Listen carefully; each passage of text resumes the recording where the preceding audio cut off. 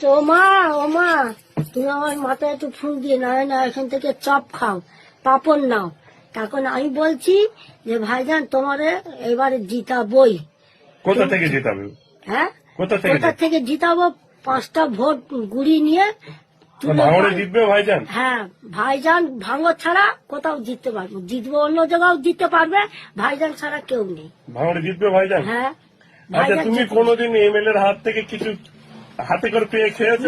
না, কেউ দেয়নি, ভাইজান ছাড়া আমার কেউ দেয়নি। এই মেয়ে বলে এই আমার ছাড়া, এই ছেলে আমার ছাড়া আর কেউ আমার দেয়। আচ্ছা, ভাইজানের সাথে কথা বলে ভালো লেগেছে? হ্যাঁ, আর ভাইজান ছাড়া আমি চিনি না। 26-এ কি ভাঙড়ে ভাইজান জিতবে?